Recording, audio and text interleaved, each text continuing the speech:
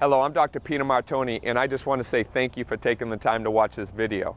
Whether you made it to the new patient orientation and you wanted more, or you couldn't make it and you're watching this video instead, I just want to say thank you for getting engaged in your patient care. We got a lot of work to do. The United States just ranked 47th on the top 50 healthiest countries in the world.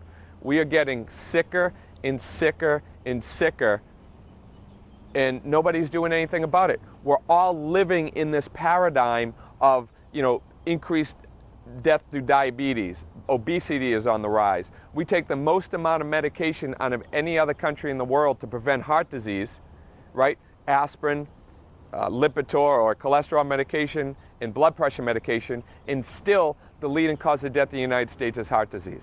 Something has to be done. I am sick and tired to see relatives, family members, neighbors dying unnecessarily because we're just not holding ourselves accountable to our lifestyle choices.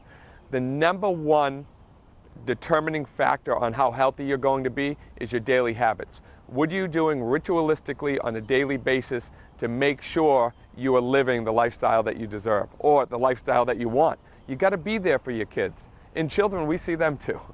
But we're really here to talk about how can you get engaged in your chiropractic care, and what is your chiropractic care going to actually do for you, and why am I even talking to you about it? Well, as you just noticed a couple days ago, or whenever you're watching this video, I talk about what controls everything in the human body, and that is your central nervous system. Nothing happens without a signal from your central nervous system. We live our life through that system, our digestion, reproduction. Right now, I'm giving this talk. The reason I can give this talk is happening from my brain, from a signal to our nervous system. We live our life through our nervous system, but yet we do nothing in our society to make sure that our nervous system is functioning optimally from now and for the rest of our life, when that is the core of the whole entire problem. If I am watering a garden here, and then somebody is watering a garden here, but I'm stepping on the garden hose, what does my garden look like versus their garden? My garden isn't that flourishing as well. I can go and put as much fertilizer as I want in that garden, but it's never going to be a healthy garden unless I take the pressure off of that hose. Well, in the body it works kind of similar, where the brain controls everything in the human body through your nervous system.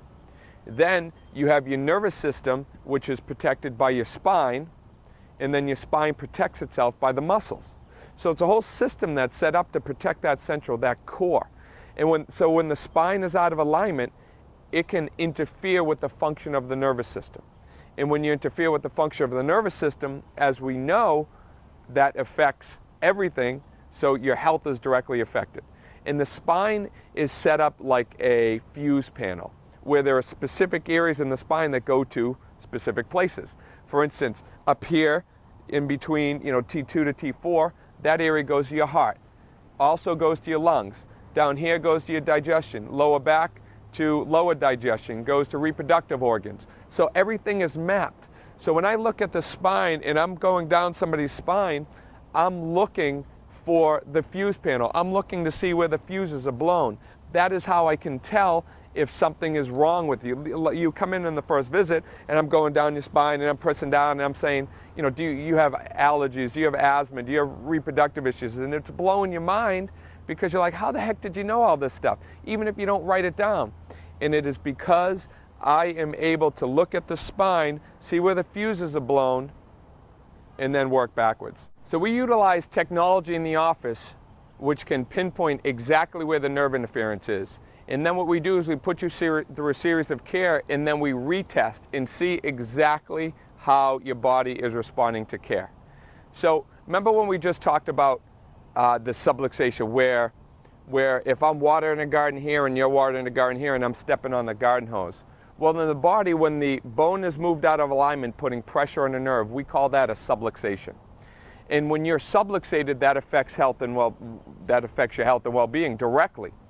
So with the technology now, we analyze the spine for these areas of subluxations, then we remove them, and then what happens is we put you through a series of retests to see how you're responding. So let me give you, for instance, if I'm adjusting you, removing that pressure, and then you go home and you start smashing your head off the wall, and then they adjust you, and then you go home and you start smashing your head off the wall. Well, if we never address you smashing your head off the wall, we're never going to get anywhere. And there are 3 causes for these subluxations. And before I go into those, I want to give you a scenario, or I want to give you an analogy. When there's a show out there, it was called Star Trek, and then you had the Enterprise here with these shields around them, and then you had the Klingon vessel. And if the shields of the Enterprise were at 100%, and the Klingon vessel pew, pew, pew, starts shooting torpedoes at the Enterprise, as long as the shields were at 100%, the ship doesn't take on any internalized damage, doesn't internalize any damage.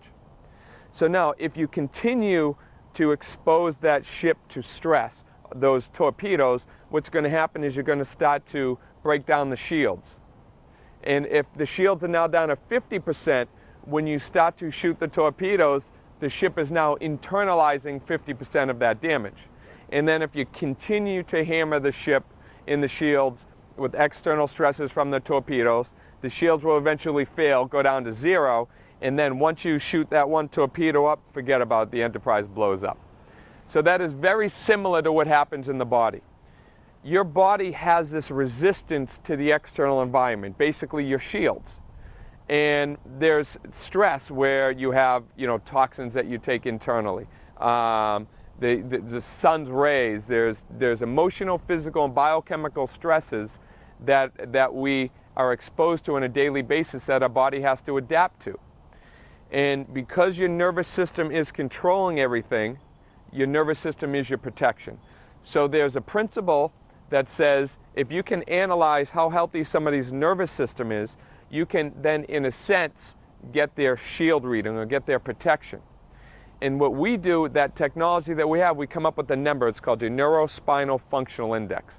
It analyzes, there are 3 divisions to the nervous system: motor, autonomic, and sensory divisions of the nervous system. We analyze all 3 of them to come up that one number. And that is your shield reading. So based on that, if you score a 0 on your test, it means you're dead. If you score 100, it means you're Yoda at the top of a mountain at 350 years old because you're not internalizing any damage. But usually somebody will score in between. Now let's take that principle and then apply it to life. Let's say you have somebody with the shield reading over here of 50, and then you have another person with the shield reading over here of 80. And I'm the swine flu. And I infect this guy at the 50, and I infect this guy with the 80. One person gets the flu and one person does not. Well, who gets it? Right, exactly. The person with the 50, because their resistance is decreased. So we need to be more concerned with improving our body's ability to adapt to the external environment than the disease around us. We need to hold ourselves more accountable to what we eat. We need to hold ourselves more accountable to how we think. We need to hold ourselves more accountable to what we do. Are we exercising? What are we doing ritualistically on a daily basis that is moving us closer to health? Or is it moving us further from health? And ultimately, because your nervous system is controlling everything, it is going to directly affect your adjustments and directly affect your health and well-being. So coming into this office, I want to be very clear. It is as much about adjustments as it is about you changing your lifestyle, because what we want to do is we want to take you from a point A, which is, low energy, headaches, pain, or just generally you just want to feel better, you want to optimize your performance, and get you to this point B. And in order to do that, we need you engaged. We need you being part of your care. And this is a process. It takes a month to break a habit. It takes another month to establish a new one. And it'll take 4 months for you to even think that you have a bad habit to begin with. So this is a process. I want you to be patient. I want you to have an open mind and get engaged.